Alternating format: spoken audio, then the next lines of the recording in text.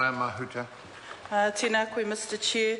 I want to speak in favour of the SOPs on behalf of Labour as introduced, with the clarifications that the Minister has provided, but also with some clarification of the discussion that took place in the Māori Affairs Select Committee, so that people following this debate understand why we are actually having a committee stages on a treaty settlement bill, which is unusual in some respects.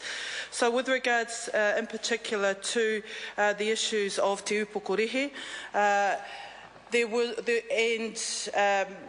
the interests that were being asserted through the submission process and generally well accepted.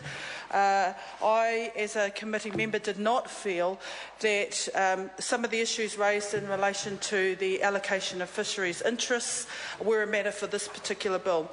The allocation of fisheries interests to Tuhoe were allocated under the fisheries settlement legislation. They were determined in a process preceding this, and it couldn't be relitigated. However, with regards to the broader land interests and the interests around the Urewera harbour, that was a matter that was considered and discussed.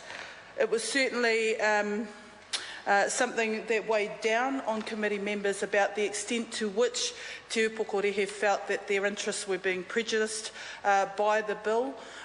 We agreed for the bill to proceed on the basis that, in a general sense, the assurances that the Tuhoe people gave was that they were sitting down and working through these issues with te upokorehe. However, the Waitangi Tribunal process took its part, made a very clear determination that this should proceed because it can proceed without prejudice, and it affirms, I think, the working relationship that was continually reiterated to the Select Committee by Tuhoe, that to the largest extent possible, to the broadest extent possible, relationships matter for them within their tribe, but also external to their tribe with the other iwi bordering their domain. So I really want that to be the pervading thought when people are considering the way in which Tuhoe have tried to pull together its own interests and maintain relationships with neighbouring iwi. Because, yes, there are overlapping interests, but around Urewera harbour in particular, it was evident that Tuhoe were quite comfortable with holding off on progressing that part of their customary interests and the overlapping nature of te upokorehe interests until they were at a sufficient time to proceed.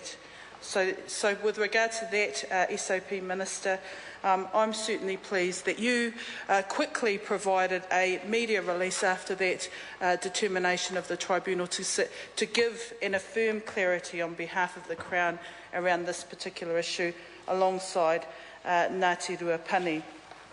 With regards to the SOP 468 and the transfer of the two remaining properties, again, this took quite a bit of time of the committee to get its head around what were we talking about, and we probably got it a little bit wrong at the Select Committee table. We were certainly under the impression that this was a part of a group of lands where there had to be a greater, actually a higher threshold of consent because it was a part of a mana whenua process.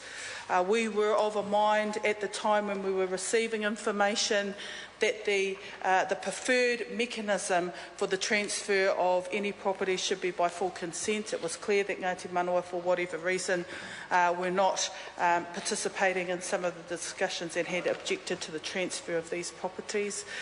We erred on the side of caution.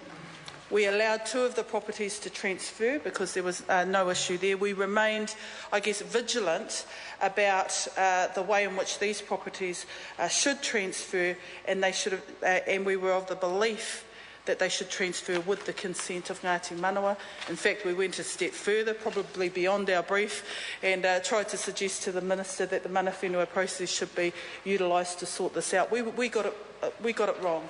And this is where information on the ground really matters. It just so happens, Minister, on the weekend that you were visiting these properties, I too was in Rotorua, not for the same reason. But I was certainly very pleased to hear that you took the time to go and see the area in contention, and you sorted it out very quickly. more so than you can do on a map or in a select committee. And it was evident, Mr Chair, it was absolutely evident that the properties in question were not the same ones being talked about, and so there was a little bit of a miscommunication. Can I say what was heartening all the way through this process when Tuhoe talked about the transfer of these properties in regards to Kaingaroa was that they wanted the full benefits from these properties to go back to the village of Kaingaroa. Now I applaud that level of intent to assure members and tribal members who have the ability to benefit from treaty settlements. I applaud Tuhoe's emphasis that the proceeds from these particular properties, the revenue would be reinvested back into Kaingaroa and into the village. This is something that I understand was embraced and long awaited for from within that particular community.